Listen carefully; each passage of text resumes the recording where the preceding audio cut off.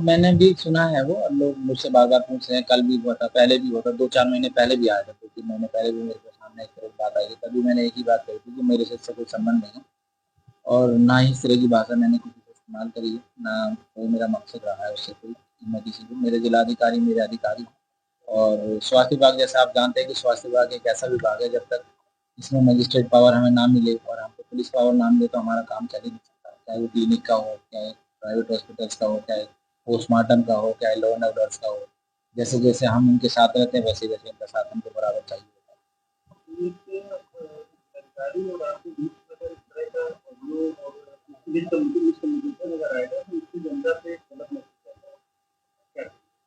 हम मैं वही बता रहा हूँ कि अभी मैं आज मीटिंग में गया था, तो वहाँ मीटिंग चल रही थी सीएम डैशबोर्ड की। वहाँ डीएम साहब मेरे से कह रहे थे कि आप तो एआई हो गए हो। मैंने कहा सर ऐसा है कि मुझे भी सुनने को तो मिल रहा है कि अभी तो जिंदा हो, आप तो बैठे हो। तो इस तरह की बात हुई, फिर उन्होंने मुझे कहा कि आप जाओ यहाँ से। और मेरे हाथ लगा के हाथ पे मुझे दिया, तो मैं तो चला यहाँ से।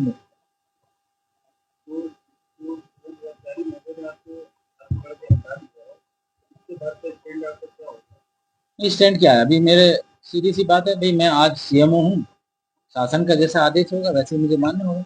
मैं पब्लिक हित में काम कर रहा हूँ, कोई भी मुझसे जनप्रतिनिधि कहीं कोई नाराज नहीं है। मैं सबके लिए बराबर काम करता हूँ। कोई भी किसी का फोन आता है, कोई मुझे दिक्कत नहीं है, किसी जनप्रतिनिधि को मेरे से कोई समस्या नहीं है। और आप सभी जितने भी पत्रकार मीडिया हैं, अभी मेरे ख्याल से मेरे से कोई किसी को शिकायत नहीं होगी। जब भी किसी की जो जरूरत मेरी जहाँ भी पड़ी है मैंने करा है। हाँ, इतना ज़रूर है कि आप देख ही रहे हैं, जैसे पहले वो जेएम फार्मा वाला था, वो उल्टा-सीधे काम कर रहा था। उसका बिल, उसकी बिड भी गलत थी। वो हमने 125 पेज की बना के डीएम साहब को भी दी है।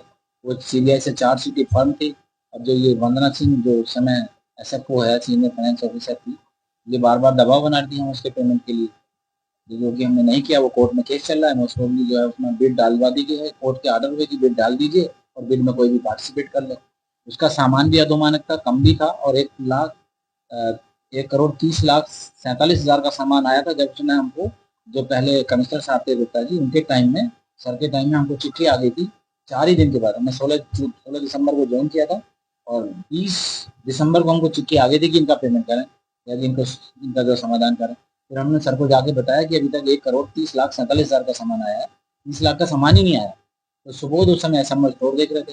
डॉक्टर सुबोध यादव ने क्या काम किया कि उसको 15 दिन का एक्सटेंशन दे दिया हमारे से, बिना परमिशन लिए, संडे के दिन 15 दिसंबर को।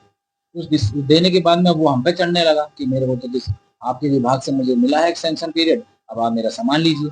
फिर 28-29 के आसपास दिसंबर में उसने अपना सामान सप्लाई कर दिया, 1 तारीख को, और 9 तारीख जनवरी को उसकी सीआरएसी डेवलप हो गई। फिर वो पेमेंट के लिए हमको लड़ाई झगड़ा ये करता रहा। डीएम साहब के यहाँ शिकायत की, डीएम साहब ने हमसे कहा इसकी शिकायत की जो है जांच करके दीजिए। इसी बीच में एसएफओ ने हमको चिट्ठी लिखनी शुरू कर दी 2-3 बार की इनका पेमेंट के लिए लगाइए, इनका सामान आ चुका है। तो उससे हमने कहा भी ऐसे कैसे हो सकता है, जब कि सीबीआई से चार्जशीट है। सीबीआई चार्जशीट को तो बिड ही नहीं उठनी चाहिए थी।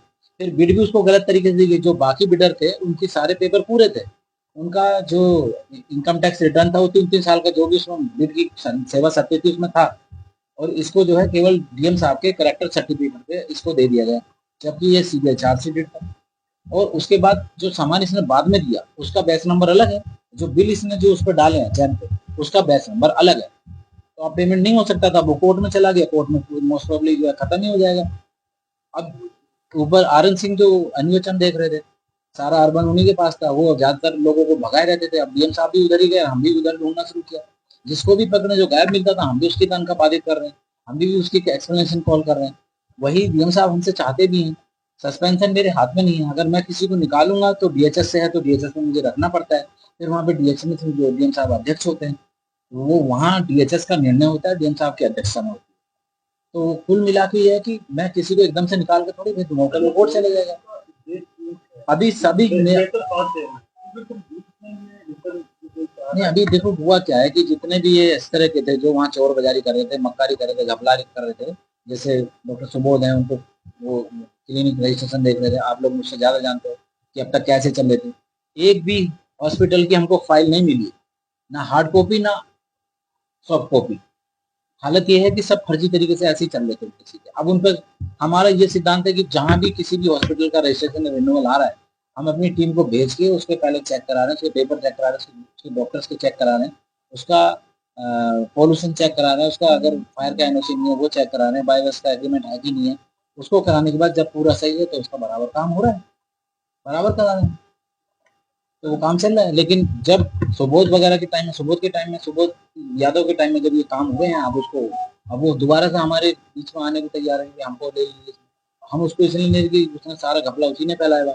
आर एन सिंह वहाँ एनएचएम में जो लोगों को भगाए रहते थे, डॉक्टरों को महीना महीना उनकी तनख्वाह निकालते थे,